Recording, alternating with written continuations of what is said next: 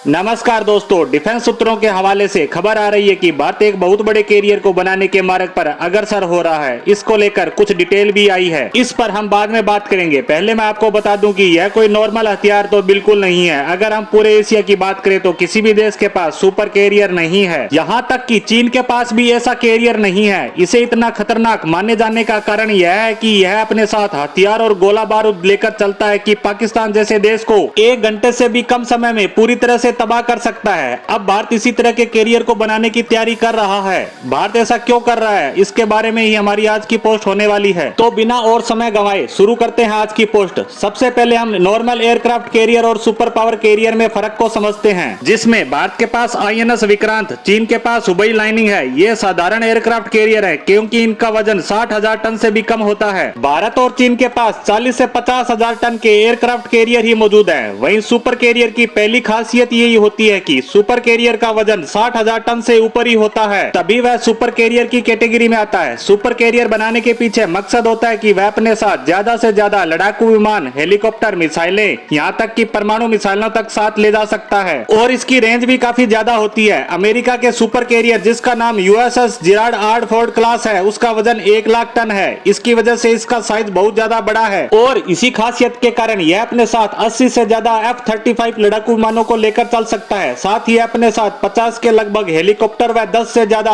Surveillance जासूसी drone, 20 से 30 की संख्या में प्रीडेटर नाम के हमलावर ड्रोन भी साथ लेकर पानी पर बड़ी आसानी से तैरता रहता है। यानी किसी छोटे देश की एयरफोर्स को तो सिर्फ यह कैरियर ही अपने ऊपर लेकर चल सकता है। इसमें इतनी ज्यादा पावर होती है कि यह अच्छे खासे देश की वायुसेना और नौसेना के साथ टक्कर ले सकता है। इस सुपर कैरियर पर छोटे बड़े हथियारों का तो अंदाजा ही नहीं लगाया जा सकता कि उनकी संख्या इस कैरियर पर कितनी होगी। अब हम बात करते हैं इतने बड़े जहाज को भारत क्यों बनाने जा रहा है। इसके पीछे 2 कारण बताए जा रहे हैं। एक तो भारत के पास स्थित INS विक्रमादित्य एयरक्राफ्ट कैरियर काफी पुराना हो चुका है और इसे 2027-28 के बाद कभी भी रिटायर करना पड़ सकता है। ऐसे में भारत को नए एयरक्राफ्ट कैरियर की आवश्यकता होगी। वहीं वर्तमान में हम जिस तरह के हथियार बना रहे हैं वह सब लेटेस्ट टेक्नोलॉजी के हैं, जैसे ओरा स्टेल्थ ड्रोन, M का लड़ाकू विमान। इसके अलावा हम जो हथियार खरीद भी रहे हैं वे भी सब नेक्स्ट जनरेशन के ही हैं। यह सब हमारी नौसेना में भी शामिल होंगे और इसके लिए हमें चाहिए होगा एयरक्राफ्ट कैरियर। लेकिन यहाँ भी एक समस्या है और वह यह है कि इन हथियारों को एक एयरक्राफ्ट कैरियर पर तैनात करने के लिए कुछ स्पेशल उपकरणों की आवश्यकता होगी, जिनमें लेटेस्ट जनरेशन का इलेक्ट्रोमैग्नेटिक कैटअप प्लस एडवांस रजिस्टरिंग उपकरण, इसके अलावा भी अन्य उपकरण भी होते हैं। इनकी कीमत की बात करें तो यह सब $1 बिलियन से ज्यादा के हैं। इसके अलावा ये सब उपकरण अगर छोटे एयरक्राफ्ट कैरियर पर लगाए जाते हैं तो यह अच्छे से काम नहीं कर पाते। इन सब के अलावा सबसे महत्वपूर्ण बात, आने वाले समय में भारत को अपने आप को विश्व के सामने एक सुपर पावर देश के रूप में दिखाना होगा, जिसके लिए भी इस तरह के सुपर कैरियर की आवश्यकता होगी। यह कैरियर हमें रूस और अमेरिका के बराबर लाकर खड़ा कर देगा। अब रिपोर्ट भी यही है कि नेवी ने भी इसके लिए आंकलन किया है और उनका अनुमान है कि अगर हम 65,000 टन से ज्यादा का सुपर कैरियर बनाते हैं तो हमें $5 बिलियन